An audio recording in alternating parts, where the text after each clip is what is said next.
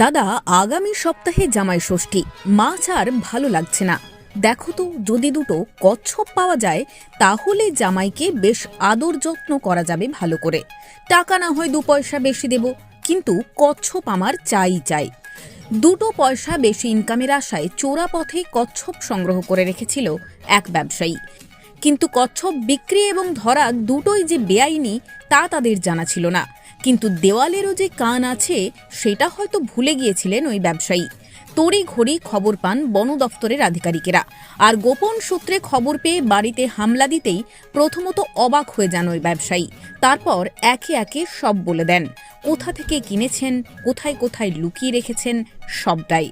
এরপর দেখুন বিস্তারিত প্রতিবেদন। বনগাঁর এক ব্যবসায়ীর বাড়ি থেকে প্রায় 2 কুইন্টাল কচ্ছপ উদ্ধার, গ্রেফতার ভিন রাজ্যের 5 জন সহ ব্যবসায়ীর স্ত্রী।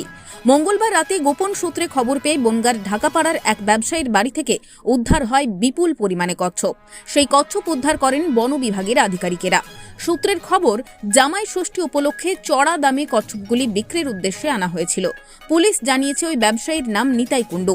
ইতিমধ্যেই এই ঘটনায় ব্যবসায়ী নিতাই কুণ্ডু স্ত্রী সহ ভিন রাজ্যের 5 জনকে আটক করেন বন বিভাগের আধিকারিকরা। বন দপ্তর সূত্রে খবর, গোপন সূত্রে খবর পেয়ে তারা বনগাঁ ঢাকাপাড়ায় ওই কচ্ছপ ব্যবসায়ীর বাড়িতে হানা দেয়। সেখানেই এই ভিন রাজ্যের 5 জন সহ ব্যবসায়ীর স্ত্রীকে আটক করে জেরা করে জানা যায় একাধিক তথ্য। তারা জানতে পারেন শুধু ঢাকাপাড়ার বাড়িতে নয়, সুভাষনগরের আরও একটি বাড়িতে কচ্ছপ লুকিয়ে রাখা হয়েছে। সেখানে গিয়েও বন দফতরের আধিকারিকেরা কচ্ছপ উদ্ধার করেন। উদ্ধার হয়েছে প্রায় 2 কুইন্টাল কচ্ছপ। এরপরই তাঁদের বনগাঁ থানার পুলিশের হাতে তুলে দেওয়া হয়। তবে ব্যবসায়ী নিতাই কুণ্ডু পলাতক। ধৃত ভিন রাজ্যের 5 জনের মধ্যে রয়েছে 3 জন নাবালক। তাদের সল্টলেকের জুভেনাইল কোর্টে পাঠানো হয়েছে। ব্যবসায়ীর স্ত্রী সহ আরও 2 জনকে বুধবার বনগাঁ মহকুমা আদালতে তোলা হয়। তবে এমন ঘটনায় চাঞ্চল্য ছড়িয়েছে এলাকায়। এই ঘটনার সঙ্গে কোনো পাচার চক্রের যোগ আছে কিনা খতিয়ে দেখছেন তদন্তকারীরা। আর এদিকে জামাই প্রেমীদের মাথায় হাত। কচ্ছপ যে আর খাওয়ানো হবে না জামাইকে, সেটা ভালো মতোই জেনে গিয়েছেন শ্বশুর মশাই। রাজ্য সরকারের ফরেস্ট যে ডিপার্টমেন্ট আছে, সেই ডিপার্টমেন্ট একটা সোর্স ইনফরমেশনে খবর পায় যে ঢাকাপাড়ার একজন বাসিন্দা, সেখানে বেআইনিভাবে তারা বিলুপ্তপ্রাপ্ত যে কচ্ছপগুলো উত্তরপ্রদেশ থেকে তারা নিয়ে আসে, দীর্ঘদিন ধরে এই কাজের সঙ্গে যুক্ত, এবং সেখানে হানা দিয়ে তাদের বাড়িতে কিছু কচ্ছপ উদ্ধার করে।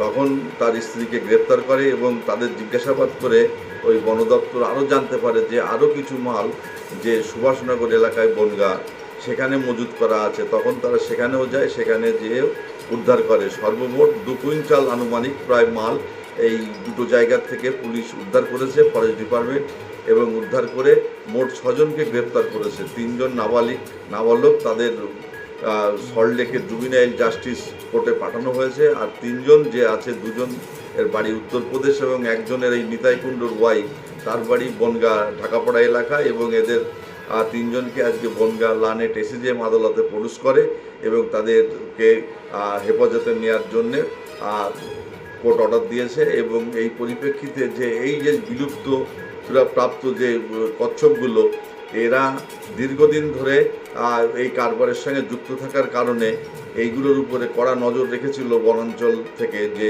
ফরেস্ট ডিপার্টমেন্ট, এবং সেই পরিপ্রেক্ষিতেই কিন্তু তারা এই গোপন সত্যটা পেয়েছিল এবং পেয়ে এই মালগুলো উদ্ধার করেছে।